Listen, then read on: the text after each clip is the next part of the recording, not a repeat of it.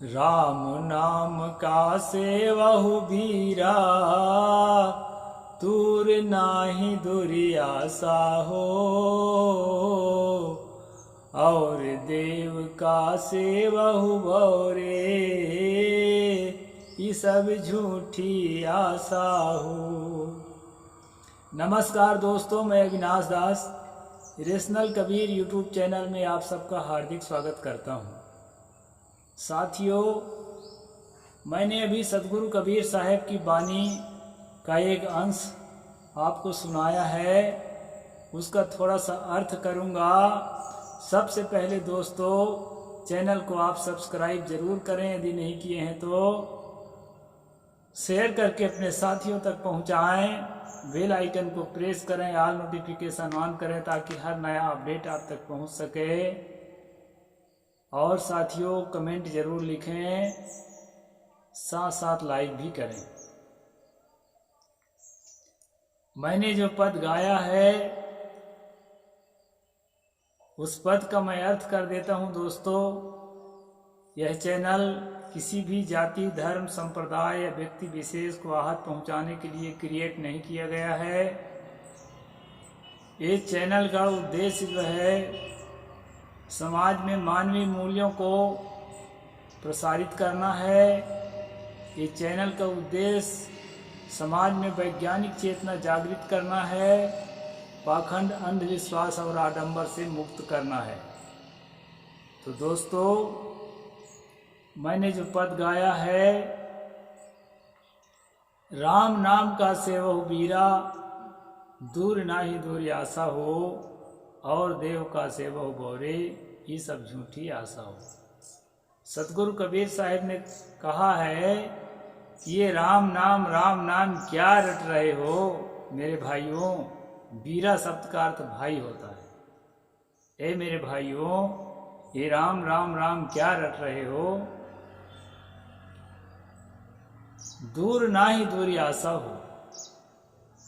जिस राम तत्व की बात मैं करता हूँ, जो रमता राम कॉन्शियसनेस, चेतना, जो आपका अपना अस्तित्व ही है, वो आपसे दूर नहीं है। कहाँ उसको ढूंढने जाओगे। व्यक्ति खुद को बाहर ढूंढे तो पागलपन है। तो जो खोजने लायक चीज है, जो जानने लायक चीज है, जो सहेजने लायक चीज है, जो सुरक्षित रखने लायक चीज है, जिसकी कहना चाहिए हिफाजत हमें करना चाहिए, वो तो आप स्वयं हैं। हर व्यक्ति अपने अंदर से निकलती आवाज को पहचाने कि सबसे ज्यादा हिफाजत वो किसका करता है। व्यक्ति अपना हिफाजत को पहले ध्यान में रखता है। हम भी रखते हैं, लेकिन समाज के लिए इसलिए बोलते हैं कि समाज अगर जागृत होगा, व्यक्ति जागृत होंगे, तो हर व्यक्ति जो है एक दूसरे का हिफाजत का भी ख्याल रखे।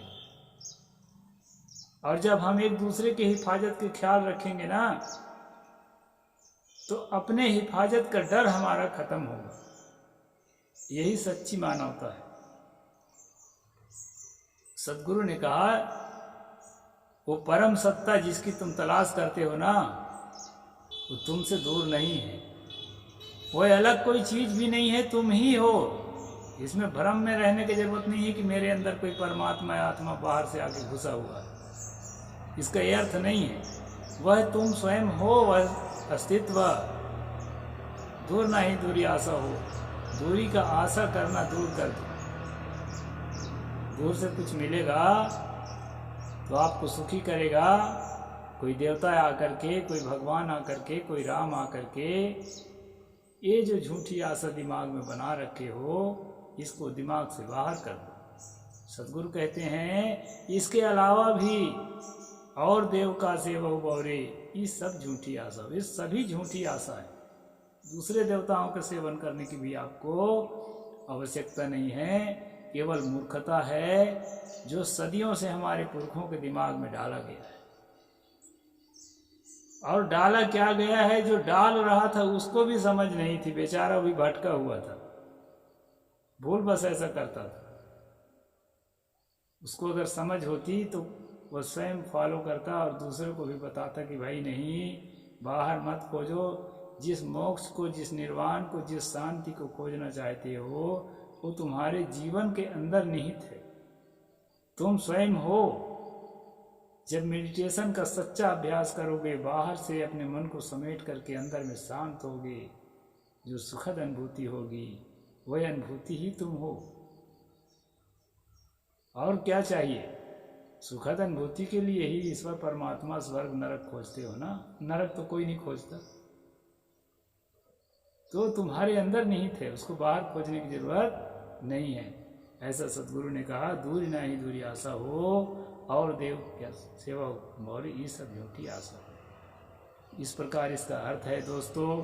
अभी हम कबीर और रामानंद ये पुस्तक का अनुशीलन कर रहे हैं और कई दिन से कर रहे हैं। अभी बीच में 1-2 दिन गैप हो गया था कार्य व्यस्तता के कारण, तो उसको फिर से हम रेगुलर कर रहे हैं। आज हमारा चैप्टर है राम और रामानंद। दोस्तों, आप सभी जानते हैं कि सदगुरु कबीर साहब को स्वामी रामानंद का शिष्य बताने के लिए सभी ब्राह्मण समुदाय के लेखक जो हैं, जितने प्रोफेसर हुए हैं, उस पर पीएचडी करने वाले और नहीं पीएचडी करने वाले, सभी ने पुरजोर प्रयास किया है इस संबंध को बनाए रखने के लिए। अच्छा है किसी का प्रेम बनना, लेकिन हम लोग गलत हैं जो इस प्रेम को तोड़ने में लगे हुए हैं। इसलिए दोस्तों, जिस अंधेरा को, जिस अंधविश्वास को सदगुरु कबीर साहब ने ख़त्म किया था, जिस संप्रदायवाद को, जिस जातिवाद को सदगुरु कबीर साहब ने ख़त्म किया था, वो सारी बुराइयां जो है कबीर के सिर पर मढ़ दी जाती है यदि वो राम को और रामानंद को स्वीकार करने वाला साबित हो जाए। इसका कारण ये है, हम मानवता के पक्षधर हैं, ह्यूमैनिटी के पक्षधर, इक्वलिटी के पक्षधर हैं, समता समानता का, प्रेम का, बंधुता का, दया और करुणा का पक्षधर है। और जहाँ राम को अपने सिर पर रखे ना, तो सब कुछ खत्म हो जाएगा। न तो आप नारी के प्रति जो है मानवीय मूल्यों को अपने जीवन में जी सकते, न तो आप शूद्रों के प्रति मानवीय मूल्यों को अपने जीवन में जी सकते, और न तो आप जंगल के पशु पक्षियों के प्रति मानवीय मूल्यों को अपने जीवन में जी सकते, अगर राम को आइडियल मान लिए। आप स्वयं रामायण पढ़िए, जो भी राम कथा पढ़िए, तो राम को आइडियल, कबीर का आइडियल बनाने का बहुत कोशिश किया गया है, उनके साहित्यों का उल्टा सीधा अर्थ करके और उनको स्वामी रामानंद का शिष्य बता करके। इसलिए दोस्तों, इसका पोस्टमार्टम होना जरूरी है, और ये किताब जो है इसी पोस्टमार्टम के लिए बना है। मैं बहुत रोचक भाषण नहीं कर पाता, फिर भी हट करके ये काम कर रहा हूँ। आप जो भी समझदार लोग हैं, सब समझदार लोगों तक इन बातों को पहुँचाएं। आम जनता को तो भाई उतना मनोरंजक भाषण नहीं कर पाता, तो आम जनता तो खैर अपना कन्नी काटे लेगी, वो सुनेगी नहीं, लेकिन सबके लिए जरूरी है ये। चलते हैं दोस्तों। स्वामी रामानंद अयोध्याधीश श्री राम के अवतार माने जाते हैं, किंतु दोनों अवतारों के कर्म विरोधी प्रतीत होते हैं। हिंदू पुराणों के अनुसार भगवान के अवतार लेने के अनेक कारणों में से एक यह भी माना जाता है वर्णाश्रम धर्म की रक्षा करना। जो है विप्रधेनु सुर संत हित लीन मनुज अवतार, ब्राह्मणों की रक्षा के लिए, गाय की रक्षा के लिए, साधु सन्यासियों की और देववाद की रक्षा करने के लिए राम अवतार लेते हैं। जबकि जो है रामानंद को लोग क्या बोलते हैं कि वो दीन दलित को सबको गले लगाने वाला और जो है वर्णाश्रम धर्म को नकारने वाला,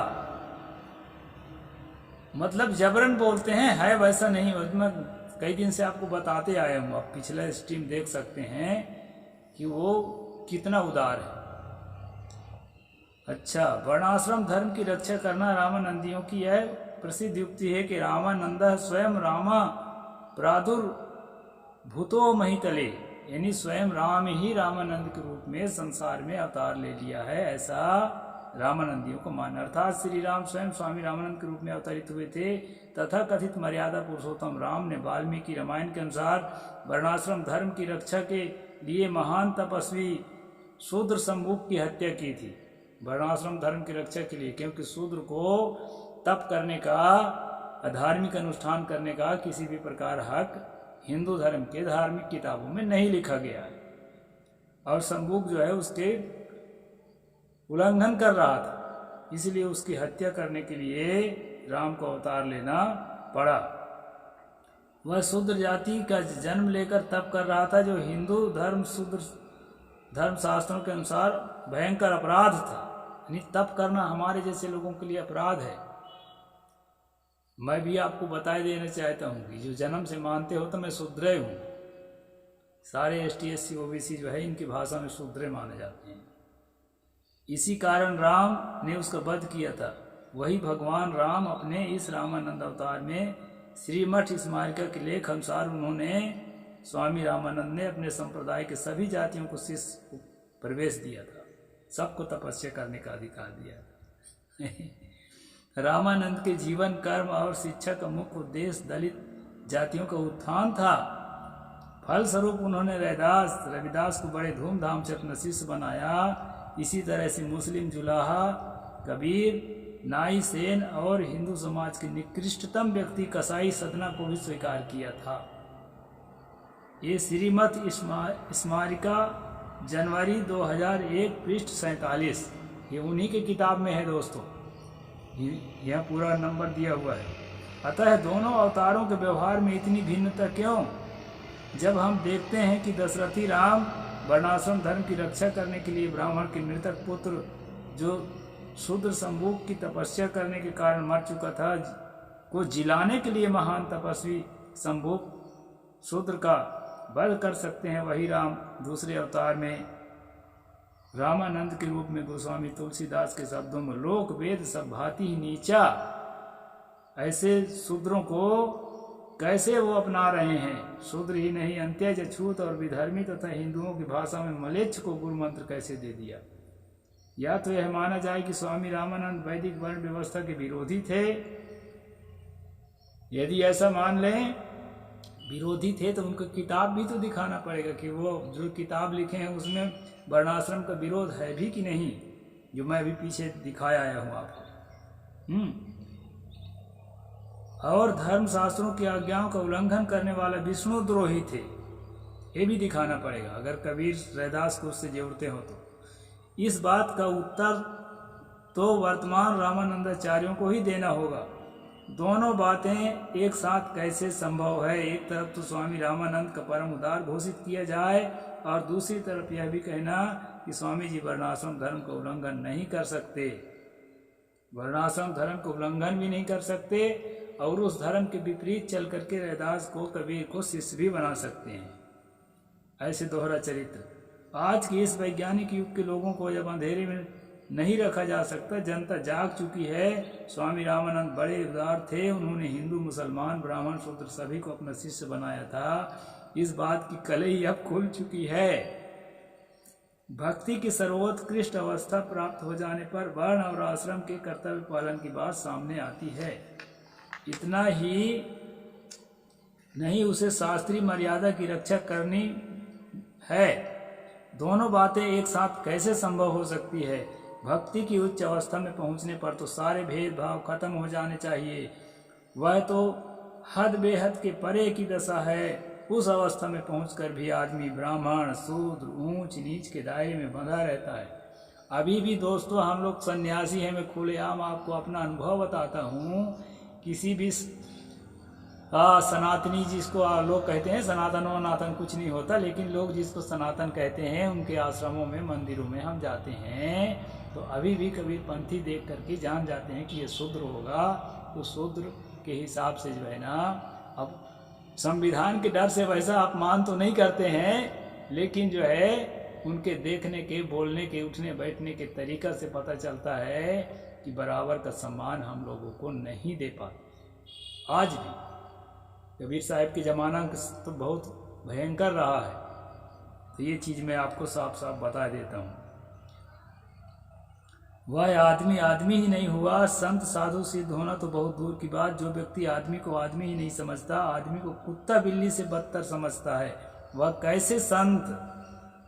आदमी पशु कि गोबर मूत्र चाम को छू करके भी पवित्र रह सकता है। छू करके क्या, पीते भी हैं, आजकल ऐसा भी देखने को मिलता है।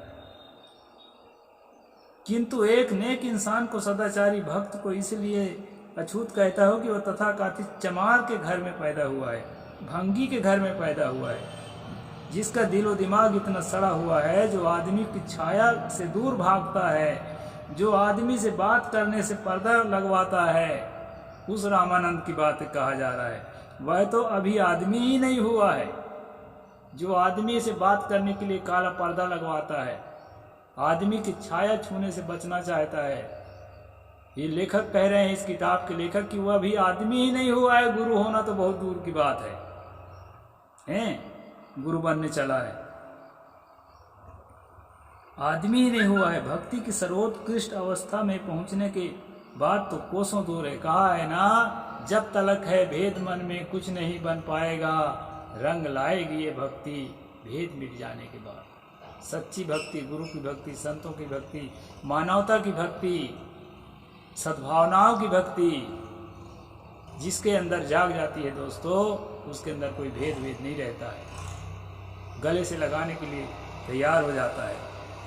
अतः श्री राम ही स्वामी रामानंद के रूप में अवतार लिया था। सर्वथा कर्पोल कल्पित है, अवतार कुछ नहीं होता है, हमारा सुमारा।